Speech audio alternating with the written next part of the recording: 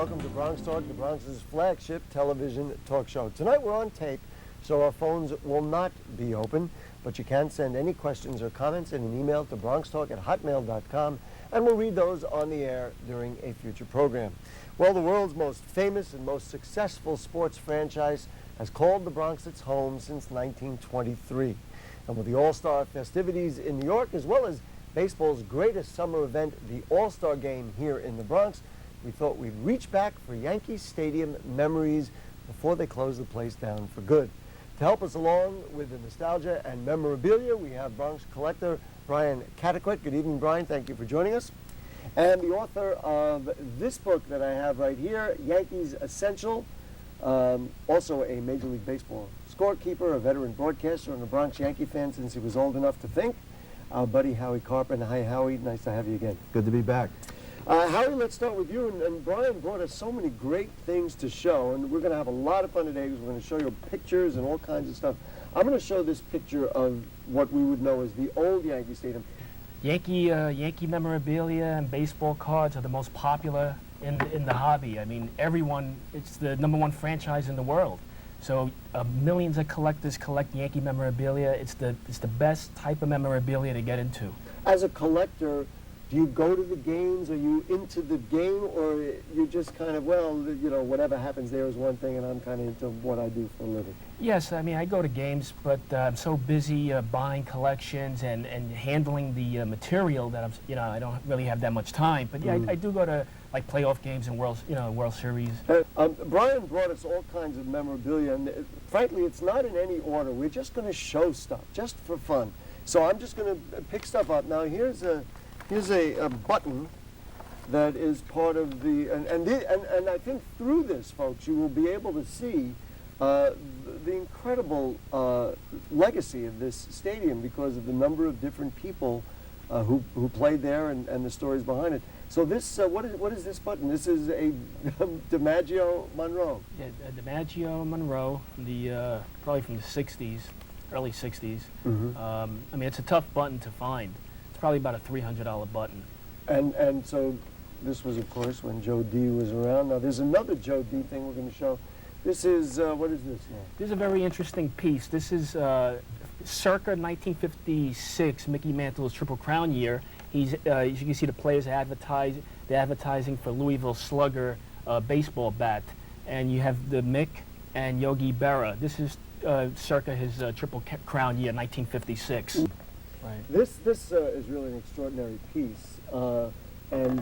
Brian, there's one autograph missing, but it's a fascinating piece. And this is the DiMaggio brothers. Brian, tell us all about it. Interesting piece. As you can see, Joe DiMaggio signed it. His brother Dom signed it, but Vince didn't sign it. I don't know if they were having some conflict of interest at the time, but I mean, this is an interesting piece. It would be nice to try to get all three of them. Is Vince still alive? I don't think so. Don't think so. I don't think so. Dom's still alive. All right. They had Matty and Felipe in the same year. And that's a '72 card. Right. They call it the psychedelic year because of it. Why is that? Because of the appearance, the early '70s. Right, yeah, put they that dressed it back up on for the there. era. They call the '72 Topps cards the psychedelic. Bobby, put that back up there so we can see what Played it means. first base. Are you saying because of this? Yeah, the psychedelic We tried to look. match the psychedelic. Brian, you don't mind how we go. These are all Brian Cataquet's cards, and they're at briancataquet.com. You can always see what he's got. We'll give you. I don't work for Brian. I write the stuff on the back. And this, of course, one of the great moments when they write the history of Yankee Stadium. This man, Roger Maris, is responsible for that. Brian, where does this fall in terms of collectors? I mean, do yearbooks go for anything now, or give me a little context for it? Yeah, well, this is what makes the field very widespread. You can get into cards. You can get into cards collecting. You can get into program collecting. You can get into yearbook collecting. Again, Yankee memorabilia is very sought after. So, I mean, there are collectors that just specifically collect yearbooks. So, Really? yes, So, yearbooks. like this yearbook, is it worth any money? I mean, anything of significance? Well, it also depends. You got to The take into condition, this consideration. is in wonderful condition. Right. It is. Condition is a fact, and it also depends on how the Yankees were in the early '80s. I mean, they Right. weren't that. This was That not a was the good year. down They were in period. that down period. Right. All right, I'm going to show one that I brought in, which I don't even know how I acquired it, but this is actually goes back to 1964. This was the Yankees and Cardinals. Brian, you said this piece, I was not aware of it. This is actually a pretty valuable piece. Very nice piece. I've had hundreds of yearbooks. I never owned this one, so you have a nice piece there. Probably in near mint condition, about $300. $300, really? Well, this is, come on. What do I hear from And the my... contents look very nice. The contents are very nice. And nothing says Bronx Yankee memorabilia to me more than this. That was your vendor And you shirt. know what this is? This is a shirt. I was a vendor at Yankee Stadium when I was a youngster. Whoa. And this is what the vendors wore. This was also right during that psychedelic Yes. era. Wow, Yep. So this has got to be That was a vendor outfit. 1972. It's got a hole in it. that's neat.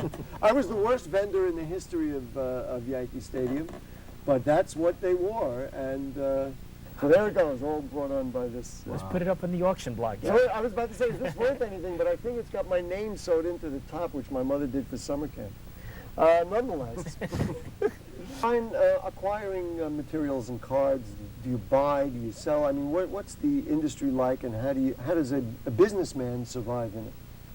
Yes, I mean, I do a lot of advertising. I'm all over the web. I mean, it's very, very time-consuming and very expensive to advertise that I buy baseball cards.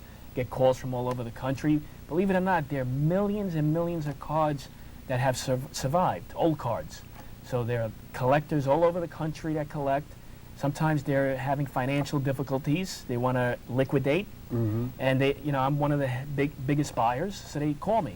I'm assuming you get a lot of calls from people who say, gee whiz, my mom just emptied her basement, and guess what I found? That's probably the best call, because it could be a gold mine. in there. Yes, that's the best. I mean, again, now there's also a lot of celebrities that collect cards. Like Penny Marshall. She's a big memorabilia. Really? Very big. I went to the national And convention. she's a Bronxite. Yeah, and I went to the national convention in California. She actually has an extensive memorabilia collection. She actually gave me some pointers on autographed jerseys. We had a great conversation. The Ramones. Really? Big in the early '80s. He was a big baseball card collector. Baseball card collector. Oh yes, Leonardo DiCaprio, another one that collects the 1960 cards. There's a whole bunch of celebrities that collect cards. Yes. BrianCataquet.com. And what do you have up there? You have various things for purchase, for sale, and trade, and things like that? Right, stuff for sale, and you can read my history, my career. Okay.